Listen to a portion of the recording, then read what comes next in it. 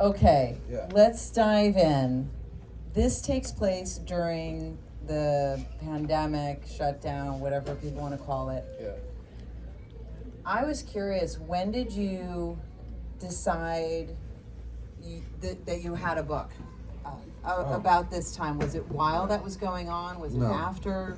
It was shortly after, and I didn't know I had a book. I just thought I had an idea, and actually I thought I was writing a short story, and it just got a little longer than that. But I knew that it wasn't a novel, and I couldn't extend it in good faith and try to make it a novel. So it was this kind of novella idea, and I didn't know what to do with it. So I just kind of gave it to my editor and my agent. My editor said, "Well, we don't publish books of that length." And so he went to Audible, and I did it as an Audible book, and then I rewrote it, and then Johnny Temple published it. Your publisher. Yeah, he's great. Our Johnny Temple at Akashic Books. Akashic? Akashic, yeah. Akashic Go Lean. I don't know that. Cereal. Oh, of course it is. A couple. So was there something about doing it as an audiobook that helped? No, that was shape- that was the only way I could get it out there. There's only a few. The publishing industry is tough for short stories. There's only the New Yorker and maybe Harper's, maybe the Atlantic. I don't know. It's hard to publish a short story, so there weren't many venues. I think it got rejected by a couple places, and then my agent said Audible, so we did Audible, and then my agent said Johnny Temple. So then that's how it came about. And then for this, I added another short story, The Scare Owl. So to try to entice the completists out there that they have to buy this if they've already Oh, gotten the that's hardcover. great, because Yeah. I have the hardback Doesn't have the Scare Owl. and the paperback, Yeah. but the paperback was sent by the publisher to me later, and I was like, it's okay, I've already got this. Yeah. And what I was going to do, and I'm not going to do it now, I was going to give it away, do some kind of trivia question and give this away, because I'm like, oh, I already have but now I'm not going to do that, No, because there's an no. extra story in here that I didn't read. Yeah. Shit, okay. Oh, man. Have you guys gotten the book before today, or just today? Yeah, Today. just Okay. So today. some of you have But I read already that. heard it. That's sure. You heard it? Yes, it's on audiobooks, on Audible. Oh, You read it. Yeah, that one is. Yeah. Is the extra story? There's your book right there. I know. I Is bought the it. extra story in the audiobook? No, So that's you all got new. It's all So new. now I have to. You give have it- an extra Yes, you story gotta be a in here. completist. I will.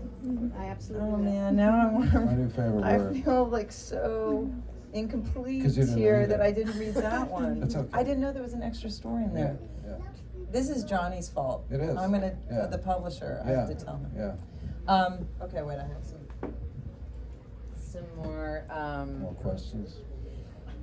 you know, a lot of this felt like, I was wondering if you had been contemplating what we think about when we're alone. Was that part of, I mean, we're obviously thinking a lot of what he thinks about when he's alone, Yeah. but was that part of your idea for the book? Was that something you wanted to explore at all? I really didn't know. I mean, I like everybody else, I was fed up and kind of numbed by having lived the past however many months just ingesting the world through my screen. You know, I was in New York. It really didn't go out much at all, and my interaction was really with the screen or with my kids, and that was it. So that tends to throw you back on your thoughts a lot. I mean, because you're not distracted by anyone. You're not, and yet you're also not rehearsing your memories with anybody, which is weird. You know, when you're in a relationship or you've got your kids, you tend to, hey, remember when you did this or that one? It's like stuff starts to fade away a bit, like your own life. That's interesting, rehearsing your memories when you're Yeah. talking to people. Uh-huh. Yeah, right. That's, you know, memories change. I mean, like they do all these studies about memory now. It's like it's not at all what you think it is. It's not. It never happened that way. You know, every time you tell it, you change it, and it goes into your mind. The new memory is what you just said. Mm. I might have made that up.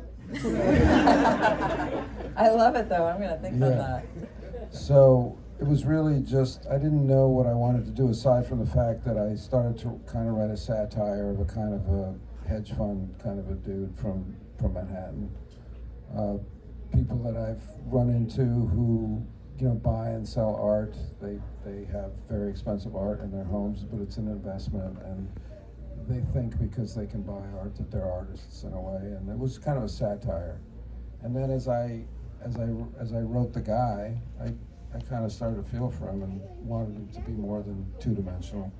So then I kind of opened up to him, and it became less of a satire and more of more empathetic to this guy's plight. Yeah. And then it was just like, I actually have this view that's in the book of I had the view when I lived there of Central Park, and then across the park was Fifth Avenue, and it's about a mile or half a mile, and you can see the windows. You can't see really any definition, but you see if a shape passes in front, and just the rear window of it. And I just thought, oh, this is fascinating. All I'm doing is looking out this fucking window. That's all I can do. It's all, and there's probably somebody looking out their fucking window over here, and they're thinking, who's that shadow? And I was just like, well, we're all in this place right now. Yeah.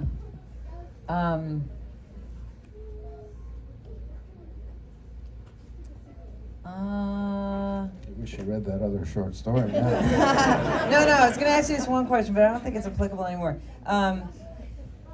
One thing that really struck me when he has that connection in the ramble portion of the park, and that it's this illicit coming together, but not because they're having, incredible sex in the bushes. It's because they are coming together maskless. Yeah. Can you talk about that? That struck me almost the most of the book in terms of that COVID experience, You want to talk about that a little bit? Well, kind of the template for the short story was like Death in Venice, the Thomas Mann short story, where this professor goes to a seaside resort and kind of falls in love from afar with this young Polish boy. And he's never been a homosexual, this professor, and it's all, he can't even process it. And he just kind of hangs around longer in this town than he should in Venice, because there's rumors of this plague that's coming in, and everybody's leaving and everybody's getting sick. But he wants to be near this kid. And it was kind of like that story it affected me when I read it in high school. It's always been in there, and it's always been, and there's a point at which like he eats a strawberry, and that's basically when he gets sick, and it's very mythological from, I forget what the pomegranate seed, when who's the Persephone, yeah, she goes to the underworld, and she's not supposed to eat anything because then she'll have to stay, and she eats a pomegranate seed, and she has to stay 6 months, right? So that's why we have winter, and it's very smart there, the Greeks. So getting back to the maskless thing, I just thought, well, what's it like now?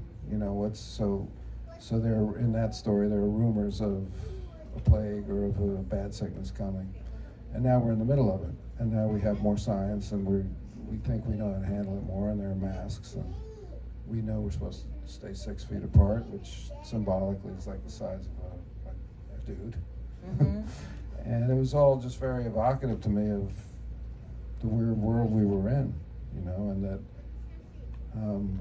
you go from the Rambles, which is a famous place in Central Park, which was mostly like gay assignations back in the day, and had its own kind of danger because of that, and also against that. And now all of a sudden, just the simplest thing, just revealing your face, just breathing on somebody is dangerous. And I love that. I'm not going to try and find the line, but where I really felt when he embraced her, he says, like, I haven't I haven't hugged anyone or touched Yeah. anyone in months or weeks or whatever it had yeah. been. Well, I and, really- and he's estranged from his daughter because she says, "I don't want to kill you," you know. Yeah. And that was the way that you would tell somebody that you really cared for them and loved them was to stay away from to them. see you. Yeah, Goodbye. it was perfect for me. So you were saying earlier about some of these hedge fund guys and when they collect and they count themselves as artists, but so he's got this Res 365 that he's doing this time lapse with the camera, and I was wondering. I mean, I wonder about this question. Like, has social media made people believe that they need to leave? And I believe the quote from the book was like a content legacy. I don't know if that was from the book or if I just put that in quotes. You just made that up. So does social media make people think that they have to leave these content legacies? Like, if they, almost like this fear, like if they don't, something's going to happen. I don't know, because I'm not like a big social media person, so I don't know, but it seems to me that people want to leave something, you know, they want to leave something behind, and you know, I don't really watch much TikTok and stuff like that, but you know, I guess some of that is artistic merit, you know, I mean, you're going to find people that are talented at that kind of stuff, so I don't know. Mm-hmm. I'm just an old guy. And you know, the book struck me, and tell me if I'm totally off base here, that it's kind of two parts. It's Ridley's, it's my interpretation of it, Yeah. Ridley's life and Ridley's death. Yeah. And it's divided by Yeah. So it's like is it's as if he dies there. Yeah. Yeah. He I mean, may have, yeah. okay. Or he died in bed. I'm not sure. There's Uh-huh. another story that I always loved was they did a remake of it with Richard Gere. This is where this guy is dying. It's called Picnic at Hanging Rock, I think, or something. Australian film, and the guy is dying. It's between like the noose, he falls, is the movie. Uh-huh. But you don't know that it's the last second of his life. And it was kind of like, I've always been kind of fascinated by that. You know, that extended moment, of dying and what happens to the brain, to the mind in that moment. Okay, I'm glad I interpreted it correctly. Yeah, it you sounds did, like. you did. All right, on. Now, is the next story, which I didn't There's another death in that get one, at, too. see? Yeah. Do you want to read But any it's an of owl your... death. It's an owl. That's sadder. See? It's worse. You really want to get people and kill an animal. But the owl has a great revelation before he dies. So he dies, if not happy, at least realized. He's a realized owl. Well, I would expect nothing less from an owl. Do you want to read any of this? Not really. Um, No, I don't. But I like the questions. Okay, great. We can go to questions and stuff. 'cause Great, great. That'll be do you want to call better on than me people? reading. You want to call on people? You want me to call on people? You make enemies, not me.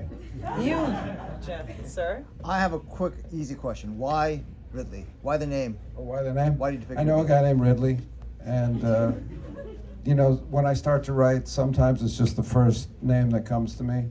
I like that it was like Riddle. I like that he's kind of a cipher, kind of an unknown guy. It wasn't Ridley Scott. It's not that. But the real Ridley in my life, he got the book and he was like, But it has nothing to do. It's like nothing to do with that guy. You know, it's just the name. And it was his last name, not his first name. Oh. Hi. I noticed in a lot of your books that you have a lot of really strong moments that have to do with love and then death. Are those like running themes like in the back of your mind, or? There should be running themes of the planet. Love and death, as he was saying, are Yeah. common themes in his books. Yeah. I don't know. That's what we came for. I mean, one we can't escape, and the other one we came for. Which So, is which? I don't know. You know, I just think, you know, if you're going to write a story, I like drama, so, you know, those are drivers of drama. It wasn't always that way. I mean, I think when I first started writing, or when I was in graduate school, or thought about writing, I would have written kind of like postmodern stuff where nothing at all happens, like a Beckett novel, which is what I wrote about when I was an undergraduate. So there would be no love, or probably death, but no love. But I like that description of it, of me, and I hope some humor too. Okay, love, death, and some jokes. You booked up. Hi. I was going to my next question is, you have all these dramas, and Californication was also a really funny show. What you think about doing comedy now? Oh, doing a comedy? Yeah, I mean, it's just whatever comes my way. Yeah, I like to think I'm funny. It's just, it's hard to write funny for me. You know, it's like I should do it, you know, but I don't. We were in Californication together. Did you know that? Yeah. I've been his wife and his Oh yeah. And adulteress. did you ever see the TV set? Movie Yes. called The TV Set? Yeah, I saw it. Yeah. Really good movie. Yeah, so if you want to know what And it's like, funny. It is fun. Yeah. Yeah, it won That's all- what, if you want to know what it's like to get a TV show made, it really Yeah. is accurate. Yeah, it was. And we're married, and you're pregnant all the time, isn't it, right? Yeah, that's it. Yeah. Yeah. I'm like, you better make this happen because Yeah. this is kind Yeah. of, Put the pressure on me. Hi. So I was able to read the spare owl here Yeah. in the last hour. I've been watching owls and bald eagles on YouTube on live stream. Yeah. And there are times when a bald eagle will adopt a small Oh, fox. really? Because at first it's food, and then they go, oh, it's so cute. And so I was wondering if you'd done any research. No, I know. Oh, I love this though. Adopting. Animal Friends. It's nothing like it. Go to YouTube, just type in Animal Friends. You'll be happy. See a cat riding a dog. Or Monkeys. A horse with a monkeys little, friends with little- anybody. little That's dog. good. Monkeys? Monkeys with friends with Don't monkey trust the riding monkeys. a The horse. monkeys will turn on you. Research, you know, no. I kind of made that up, that he adopts the crow, or the crow thinks he's an owl for a while. But I think I know a little bit, where I've heard stories about animals that think they're the animal that saved them, or you know, ducks obviously will follow whoever they see first, and that kind of stuff. So, and I find it moving and funny at the same time. So, thanks for spotting that. And yeah, I think I was on a set. I think on Aquarius, the script supervisor had that camera on a bald eagle nest for like 3 months. Any action? Yeah, the eggs were hatched, but the huge eagle would leave for a while, and then all of a sudden, like, the camera this huge bird would come in and regurgitate for them. Oh. So yeah, I'd forgotten that till this moment. So that was my research. Hi. Hi, I'm from Puerto Rico. Mm. Do you identify with life in any aspect? Do I identify with who? Ridley. Oh, Ridley. Oh.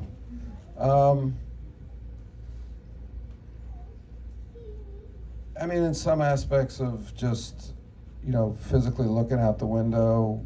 I took those time-lapse photos myself. That was something I did during the pandemic, where I was just like, I'd get up early because I wasn't ever tired, or I was always tired, one or the other, and then I would just put my phone in the windowsill and press the time lapse, and I had I faced east, and it was just beautiful, always different, always the same, and so yeah, I identify with that, and I also, I wonder about my own art. Do I have anything worthwhile to say or to do? And every project that I take on in whatever medium, I always think I don't know what I'm doing, or I have nothing more to say, or I'm empty. And that's kind of like he's trying to say something. So I relate to that. I mean, that's what I mean when I was starting to feel for the guy. I was like, oh, he just wants to be a guy that says something. Let's see, is there anyone in the back? All right, is gentleman? Hey, my name's Ripley, but I get called Ridley all the time. Believe it or not.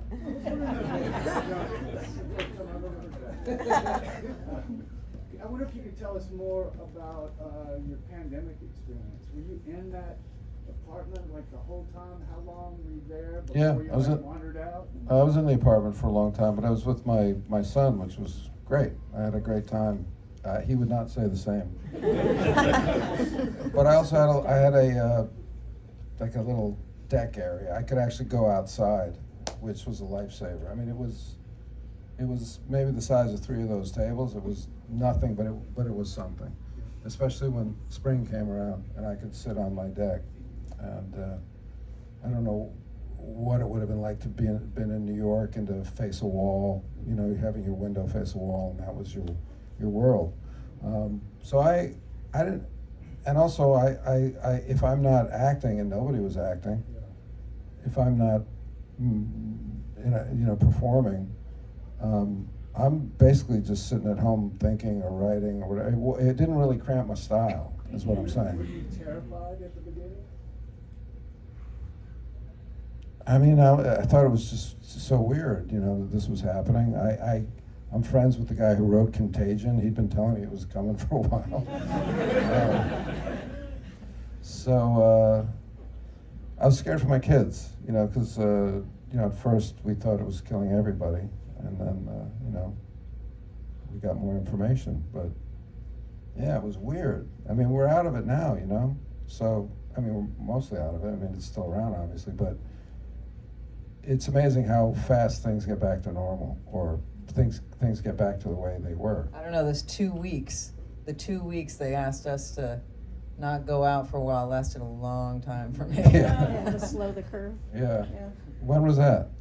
Oh, well, in LA, it was always just this 2 weeks, don't leave your place. Right. When was that? Mid-March of 2020. Oh, okay, yeah. And then it kept, yeah. Yeah. Anyway, so, because they kept saying 2 weeks. Anyway, it seemed long to me. Yeah. But, as an adult, I'm fairly unaffected by it in the long run, I think. But, I wonder about younger people. In back. Hi. I was going to ask, with the short attention spans like TikTok and whatnot, why would you think the short story market is not right now? I just don't think a lot of people read, seems to me. I have no factual evidence of that, but it's just a feeling. And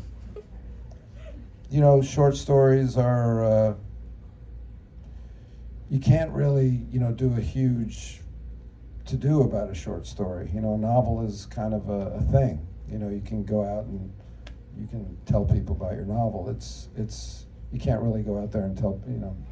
I don't know. Loving short stories is a kind of a taste that not everybody has either. I mean, I don't know many people that go, yeah, I only read short stories. And it could be a legitimate thing. I'll always get like the year-end best short stories, according to I don't know who. I don't know why I trust that person to tell me that they're the best, but it's easy to grab that book and it sits unread. But sometimes I'll look through it and say, there's got to be a movie in here somewhere. Oh, for sure. Yeah. Back when we had physical magazines, there was more of a market, like an author could have a career. He could pay his rent with Right. selling short stories to these magazines. So that's not Famously, Playboy paid the best. Ah, They did. I'll bet. Yeah. Well, so many people bought that magazine just to read the articles. But that and was the always short the stories. joke. But the truth was that the best short stories were in Playboy because they paid the most. Mm-hmm. And they always started with, "You'll never believe what happened." No, those are penthouse letters. I'm sorry. Okay. Was there a chapter, like the scene in the book, that was like a challenge for you to write? The what? Like, was there like a chapter, like a scene that was really challenging for you?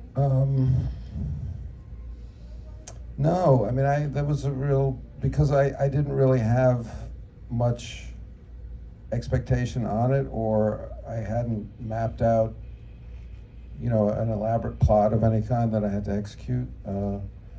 I was just kind of flowing through it, and I write quickly. I wrote this very quickly, so there wasn't any part that was hard to write. I guess I only sweated the idea, like, do I write the last bit where his daughter kind of takes over the storytelling? That was, it's a shift in point of view, and I wondered, should it just end where he dies? But I kept it in there. Yeah. I was in the city during the pandemic, so everything you said and kind of how you described going out to the park and kind of being like free time with folks in jail was really kind of hitting home. My question is, and you described Ridley as a former investment banker, hedge fund guy. How did you come up with this backstory? His backstory kind of seems pretty atypical, or seems very typical for someone that is divorced, been about to get exposed to his job. Well, really, it was just the original conception was just this guy, like I said, who because he buys art and knows artists, thinks, I can do that. I got something to say. And then, oddly, I had no idea I was going to go back to 9/11, which is where I go. It's a very important part of the story, and that's just one of those things where you learn to start to trust your unconscious mind, that I would have been able to place this guy on Wall Street on that day. And then it became something different, then it became a deeper kind of experience for this person, to think, oh, well, he had firsthand experience with this thing, and it kind of drew us back into the whole world of conspiracy and all that. So it was really just, maybe at first it was a placeholder because I didn't know who he was or what he was going to do, and then I was like, okay, here. But really, it was when I got to the 9/11 stuff, I was like, okay, that's who that guy is. Yeah.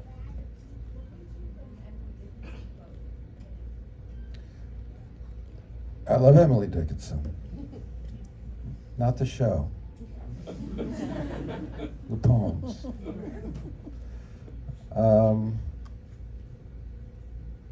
I just think she's uncanny and short circuits my brain, just so easily and quickly and subtly. Has her own punctuation. I respect that. She's a bad punctuator. I respect that. The dashes, all her own. Also free in the public domain, because I had wanted to use how many people here are published or publishing authors or authors who want to publish? Well, here's something. Everybody loves a good epigraph, right? You got, a hit song, like put it in there, like really place it in time, give it a vibe, They charge you for that. And not only do they charge you for it, but I found out the first book I read that the author has to pay for that. Like the editor, the publisher won't pay for that. Or at least that's what my publisher told me. No, same with photos. Yeah. If you want to put photos in there, you go find the The rights rights. and you pay for it. Yeah. So, Even if they're pictures of yourself, really? which is really You pay ironic. yourself? Pictures, like for one of my books, I needed some pictures of myself Yeah. that were like at Getty. Sure. I had to pay for them. Really? Yeah. How much? I don't remember, Yeah. but they gave me a deal. So I had, in Truly Like Lightning, I had a quote from Where the Streets Have No Name. That was the U2 song. And they wanted like $10,000. And I was like, To Fuck just you two. list, to just list part of the lyrics. You can quote 2 lines for free, but 4 lines it's up to the discretion of the publisher. Wow. And probably, I don't think U2 was even aware. It just goes to the lawyer somewhere and they just quote what they quote to everybody. So I changed that quote. But it hurt because it really was perfect. But in this book, with Ridley, the Cashmere, he has Cashmere on his phone that wakes him up, the Zeppelin song. And I wanted to quote Cashmere because Cashmere's got this weird lyric. It's kind of, it seems to take place in the Middle East, and I love the song, but the lyrics are just, they're kind of stupid, but they're cool. Like a lot of Zeppelin lyrics, right? They're just stupid but cool. Yeah. And so, yeah, it came back, they wanted like $3,000, and I was like, ah. So I found a quote, a story that Robert Plant told about singing Cashmere, Okay. and I used that. That's a And great that was free. workaround.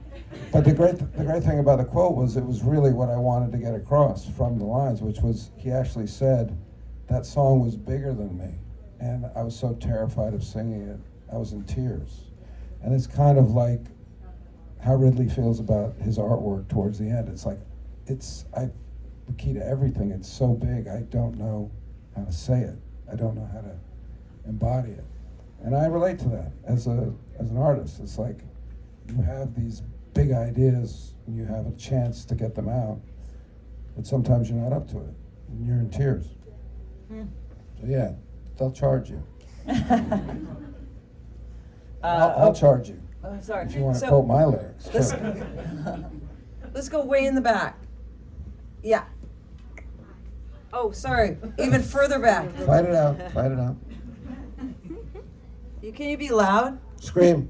So for this book, the guy came to you first, like the character, is the process for all your books and songs like different, or does it tend to follow a pattern? What's your writing Yeah. process? Yeah. The character came first, and the character in the situation at the Rear Window, Death in Venice, I knew that that's what the story was going to be, but the character changed, or my perception or stance towards the character changed as I wrote it, which is fun when that happens. So it's usually different. The longer novels, I will know pretty much what happens before I start, or at least halfway there. I do like to leave some stuff up to chance as you write, because you get a different perspective on it. You get deeper into it. You feel it better. Better to just leave yourself open to letting the characters take you where they want to take you, or say what they want to say, which is a super rich experience, and I recommend it to anyone. It's like you're listening to a different part of your brain. It's fun. So it's always different. Songs, I feel like, I think I could just write a song now if you put a gun to my head and said write a song, I'd write a song, and it would be different from the song that if you put a gun to my head tomorrow. So songs, I think, are in the air. I really do think they're in the air, and you just have to sit down and just open yourself up to your song in that moment. But I do have like lines written or like phrases that I think are song worthy, in a book somewhere that I'll just put over chords and see if it works today or yesterday or whatever. So that's more of a it's similar. It's like opening yourself up to the unconscious again. It's letting go enough to be better than you are when you're fully awake. That's How's that? awesome. All right, the one that I made sit down. It's you. I'm wondering, how do you find the humor and what's your inspiration for humor, especially when there are like terrible times, like pandemic, or right now after pandemic, we have wars around the world. Yeah. What's your inspiration? Where do you find it? don't know. I mean, it's just, I just am built that way, I guess. Or Jessica Rabbit, I'm drawn that way. Can't help it. I'm just drawn that way. I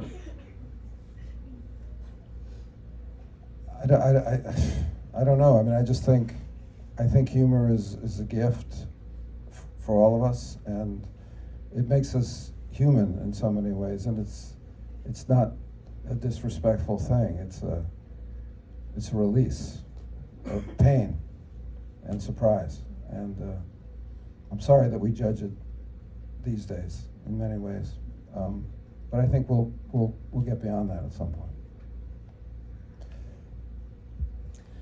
Yellow shirt. Are there any short stories or novels that are your favorites or that have inspired you? Sure. I mean, countless. This man has a PhD No, I don't. practically Yeah, practically. in English literature. So Yeah. Practically. name an author, and he's knows all about it. Name an author, and I've read about him. English teacher. Or her. You're an English teacher? Well, I always come back to Philip Roth. I use my favorite almost living novelist. My favorite, novelist of the past 50 or 60 years. I think Richard Powers is amazing. I read a lot of poetry too. I love Wallace Stevens. I love Emily Dickinson. My friend Jess Walter, I think, is a brilliant novelist. I could go on and on. It's like, you open the box, there's tons of things in there. But I come back to American Pastoral a lot. Philip Roth book, I Married a Communist. Terrific books. Is that? Oh no, that's another book name. I was going to ask you if that was the first line. That's a good first line. I Married a Communist. Yeah. Yeah. We have time for one more. I'll take it from this side. You went already? Yeah. Someone new. All right. Should have taken I off gotta the take mask. some from this side. Okay, straw hat lady. Looking fetching. Thank you. Straw Hat Lady. Really, take it. There's a song. Somebody bring me a guitar. Inspiration. I was gonna ask, so I love the Scare Owl. It was totally different than I expected. Oh, you just sat there reading it while we were doing No, I this? read it yesterday. I was gonna ask you what inspired you to write through an animal's perspective. I've done it before. Oh, sorry. I do it a lot. Okay, so what I do it all the time. It's a weakness. I have the first book I wrote was called Holy Cow, and it's about a cow, a pig, and a turkey. So I wrote from the animal's perspective of that. The cow wants to get to India because she knows they're gonna dig her there. The pig wants to get to Israel because he knows they're not gonna eat him. And the turkey wants to get to Turkey because he thinks it's named after him. So that's that book. So that was from their perspective. The owl is a similar thing. I grew up listening to Aesop's fables. I don't know if you guys had those as kids, but I mean, I grew up listening to stories about animals. I guess we all do, right? I mean, Disney's like that. So it's in there, and I love the animals. And I have windows in my house, and the birds, they fly into them, and it's distressing to me. It's really distressing, and I'm trying to figure out ways to not have them do that. And so I got one of those clay owls, and then I was looking at that owl one day, and there was a bird sitting on top of it. And I thought, okay, I'm gonna write this short story. All right. David, that was awesome. Thank you. Thank you, Justine. Congratulations on your book.